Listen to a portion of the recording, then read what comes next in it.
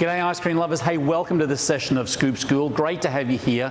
Great to have some great sponsors. Look, I hope you go to the Scoop School website, click on that supplier and sponsor tab. Really do support these people because they are the ones that allow us to continue to create content for you every single day. Today's sponsor is Turnkey Parlor. I love saying that in an American accent. If I was to say Turnkey Parlor, people will say, what? Parlor? Like an Impala? No, Turnkey Parlor. Neil Williams and the whole crew down there do a great job. They sell you whole store packages, new equipment, used equipment.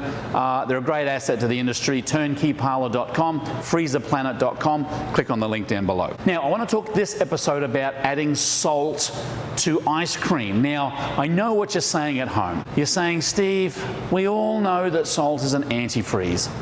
Well, do you? Do you know that salt is an antifreeze? Do you know how much salt depresses the freeze point of an ice cream mix? Every time you put any kind of element into an ice cream mix base, you change that freezing point. If you put some vanilla extract in, if you put some puree in, if you put some paste in, every time you put something into that base, it's going to change and fluctuate the freeze point of that mix. And salt freezes or depresses that freezing point very, very dramatically.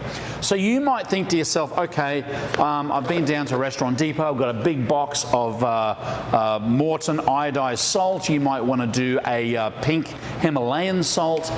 Totally up to you. It sounds great in marketing, but you'll find that using any kind of salt will dramatically change the way your product freezes. It works that way with sugar as well. Sugar is an antifreeze as well. You put a lot of sugar in a mix, it'll have a hard time freezing.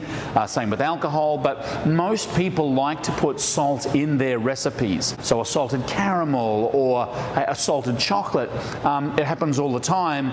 And yes, you may know that yes, it might kind of make it a little bit more difficult to freeze, but I don't think people realize how much difficult it is. And not only is it having issue in the freezing point, but also keeping it in your display cabinet, it'll be softer than most of the other ice creams. Now, what's an alternative?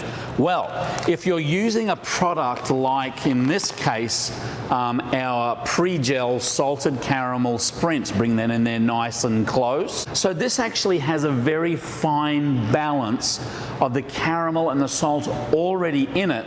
You don't have to add extra salt, or even if you do, if you like a bit more of a punch in the face of salt, then you can put just a little bit in.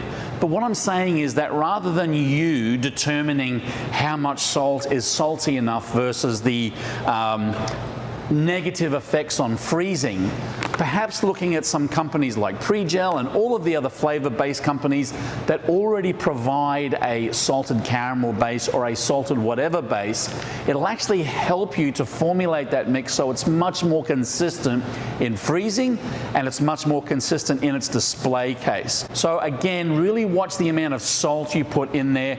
You can put a little bit, but even just a little bit of salt will actually dramatically change the way the product freezes. Consider talking to your flavor provider about their salted products. You'll get a much more consistent product. You won't have to worry about freezing, not freezing, storage, and I think your customers will thank you. Again, you probably think, well, it's not as gourmet. I'm not kind of in the kitchen throwing a little bit of salt in like they do in the Food Network. That's fine. Your customers will appreciate a more consistent product than they will you throwing salt around the kitchen. That's all I have to say about that. Stay salty, everybody. Stay salty. Thank you very much to Neil and all the crew down there at Turnkey Parlor. And if you have a question, you might have a problem, maybe a conundrum that you have about the ice cream business, let us know in the comments or drop us a line. We love getting suggestions for these videos. Keep on scooping. See you in the next video.